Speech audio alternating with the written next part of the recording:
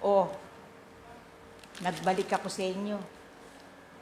Kasi, mayroong pinaalala sa akin na ating mahal na Panginoon.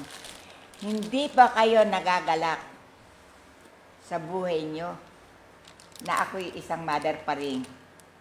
Pinabibigyan ang mga tao ng kandila ng buhay.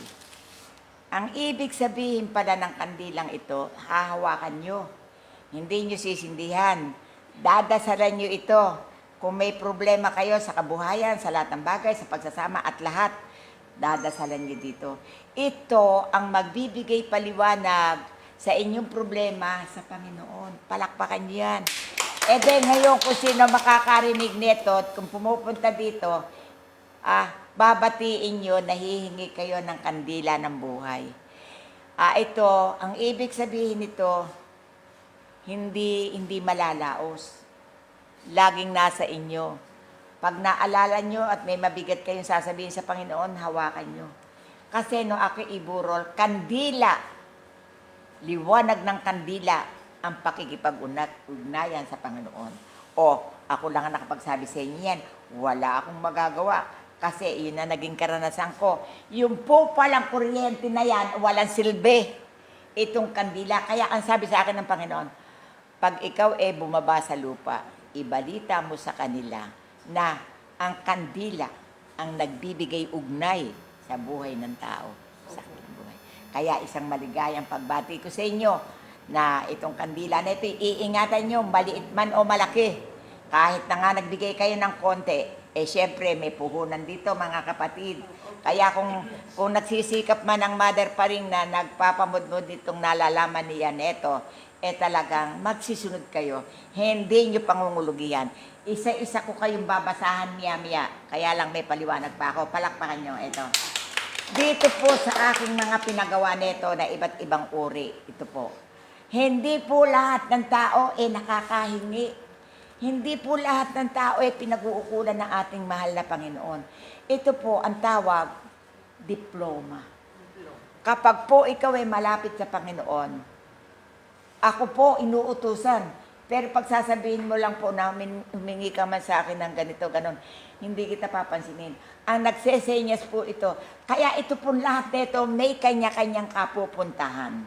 Kaya nananawagan ako sa inyo na sana kung may nakikita man kayo sa akin, huwag nyo na akong batiin, huwag nyo na akong pansinin. Itanong nyo sa akin na, kasi hindi nyo alam ang aking buhay. Kayo ngayon pa lang, ako'y walat kalahati ng dekada. Kayo ngayon pa lang. Sagot kayo, kakapraso pa kayo. Ako nagpipinis the end na ako. Kumbaga sa sasakyan, chachap-chapin na lang at bakal bote. Pero awa ng Diyos, eto pa rin ako. Nagtsatsaga pa rin ako. Nangungusap, wala akong depresya. Sagot kayo, wala akong depresya sa isip. Sa bibig may magandang biyaya ang Diyos. Na lahat ng aking gustong sabihin, hindi ko pinag-aaralan without practice ito. Kaya ito pa ang pasabi sa inyo. Kayo ay kinausap ko, mga anak ako ay pakinggan. Larawang mo nangungusap sa buong sandaigdigan. Kaya kayo, ako rito, nagpakilala ng todo sa inyo dahil nandirito ang biyaya po para sa tao. Palakpakan nyo. Matapos na kayo ay aking sinabihan, nakatitig mata ako sa inyo, kayo aking binibilangan. Kung kayo ay nasa harap ko, ang sasabihin ko sa inyo, mga anak ko, ano-ano ang ginawa nyo nang kayo pawalan ko. Kaya ngayon, ang bawat detalye na binibitiwan ko, mga anak ay pakinggan, heto na ako, kilalanin nyo ako ng todo sa bawat larawan ko. Tatlo kami bilang isa para sa tao. Palakpakan nyo mabuti dahil napakaganda ng aking sinabi. Amen. Sabi mo na nga ito, anak. Marami po ito. Diploma po ng mga may sakit. Kaya po, kung kayo suswertihin na kayo nagpagamot sa akin, meron po makagalingan. Ito, akin na. Ito, sabi ng kandila sa'yo. Ano pangalan mo? Melinda po. Hi Melinda, binabati kita aking anak. Maganda naman ang naging istorya ng buhay mo, hindi ka naman bigo. Ang sasabihin ko sa iyo isang magandang paliwanag na talagang ganyan ang buhay, may pagsubok na inaabot sa buhay. Pero hindi ka nabigo aking anak at naririto pa rin ako, nadadamay sa iyo. Salamat po. Ikaw, ano pangalan mo? Mary Ann. Mary Ann. Sa bilang mong pagkatao, anak, ako ay pakinggan. Hindi ka nabigo aking anak sa takbo at pamararaan ng buhay. Kaya lamang aking anak sa pangkasalukuyan ngayon, meron kang isang problemang dinadala. Ha? Pero ito, mamaya, ipagtatapat ko sa iyo kung ano nga ba ang dapat dito. Amen. Akin na. Sabihin niyo, Diyos ko po, ano pangalan mo? Michael Bernados. Okay. Michael, binabati kita. Gusto ka sa paninindigan. Ayos naman ang iyong ginampanan. Kaya lang nagtataka ka. Bakit ganon? Meron akong hindi maabot sa aking buhay. Siguro talaga hindi para sa akin yun. Ang sagot ko sa iyo, aking anak, ano pangalan mo? Michael Bernados. Michael, huwag kang malungkot. Meron akong regalo para sa iyo, Michael. Palakpakan nyo. Mamaya mag-usap tayo. Ikaw, ano? Ito. Ano pangalan mo? Marisa. Ah? Marisa. Marisa, binabati kita. Talagang ganyan ang hanap buhay. Kahit na mahirap, titiisin mo. Kasi, kung hindi din dahil dito sa hanap buhay na ito, mahirap mabuhay ang pamilya. Kaya ano man ang nasusubok mo, kagat labi, tiisin mo. Pag ito ay kinagat mo yung labi mo at sinabi mo, Diyos ko po, ikaw na po bahala sa akin. May sagot ang Diyos sa iyo. Salamat po. Alam niyo, mahirap po sa ginagawa ko. Ano pangalan mo? Sonia. Sonia. Naku, Sonia. Sonia. Huwag ka nang malungkot doon sa tirahan mo. Kasi talagang ganyan ang laban. Kapag ikaw ay napwesto sa isang pwesto, sa susunod, iba na naman ang gagampanan mo. Talagang habang nabubuhay, Sonia, ang tao, tumatakbo ang kapalaran. Amen. Palakpakan yun. May ibig sabihin yun. Ano pangalan mo? Liwila po. Yonila. Eto, patula. Ikaw, Yonila, ay nandito at kita'y binasbasan. Marami kang katanungan sa buhay mo na ring hiram. Pero ngayon nagigising ang isip mo sa may kapal, kaya maganda ang biyaya mo. Hindi ka na problemadong namumuhay. Salamat po. Okay, ako rin sa'yo. Salamat. Ano pangalan mo? Ella po. Ella. Diyos ko po, Diyos ko. Hoy, Ella. Binabati kita, aking anak. Sana, kung meron kang dapat baguhin mo. Ha? Alam mo ba, ang dapat mong pag-aaralan, yung lagi kang mapunta sa tama. Ngayon, para wala kang pagsisihan, lagi mong pag-iisipin. Ang ibig sabihin ng Panginoon, 10 beses mong iisipin bago magdesisyon at gawin. Palakpakan nyo. Iyan ang bigay ng Diyos sa iyo. Amen.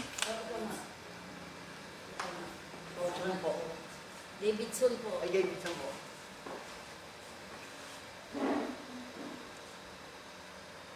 Ano hanap buhay mo?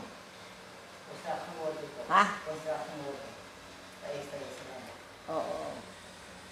Kasi, ang masasabi ko sa iyo, kung kayo ay nagtatrabaho, yung masyadong mabigat, huwag niyong kakayanin. Kasi, ang mitya mo, hahabulin natin. Sagot kayo. Ang mitya ng buhay, ibig sabihin nun, ang lakas, hindi dapat uubusin. Ngayon, kung ang trabaho ay hanggang doon lang, luminya ka. Pero pag sosobrahan mo, hindi ka dapat mapuri na masipag at yung mabibigat ay dadalhin mo. Sagot kaya. Kaya buhat ngayon, inaaralan kita sa kandilang ito. Sagot kayo. Ang sabi din sa kandilan ito, dudugtungan ko ng bitsa ang buhay mo. Naintindihan mo? Naintindihan niyo sabi ko? Dudugtungan ko ng bitsa ang buhay mo. Naintindihan mo? Ba't kami iyak? Ba't kami iyak? Oh, ito. Ang dila. Ito. Ngayon, nakita niyo ako na yung mga tao na gustong magkaroon ng kandila ng buhay, kandila ng mga anak, kandila ng pagbabago, lagi nyo isasama sa dasal. At lagi nyo sasabihin na ang mga anak nyo, lagi nyo bibigyan ng pansin at pangangaral. Kung dati kayo ay nagbabait-baitan at nagtutulog-tulugan, ngayon gumising kayo at kailangan para magkaroon kayo ng magandang tatak. Hindi nyo ba alam na lahat ng tao na isinilang merong kanya-kanyang wakas, may kanya-kanyang oras para magamit ninyo at nang hindi maging kawawa, nasa inyong mga ina ang kulang. Kaya ito kasabayan, kapag ang ina na ilaw ng tahanan ay magaling, magaling ang bunga ng pamilya. Pag hindi maganda ang ilaw, kukurap-kurap. Kaya ngayon, magandang umaga sa inyong lahat. Sana ang mother pa rin ng Bulacan, laging nakangiti sa inyo. Kahit ako'y matanda na, mahal ko kayong lahat. Nangangaral ako sa bigay ng ating Panginoon. Last word! Kayo'y kinausap ko, ako ay pakinggan. Sa tunay na titig, di ko kayo pababayaan. Diyos ang patnubay. Bye! Salamat po.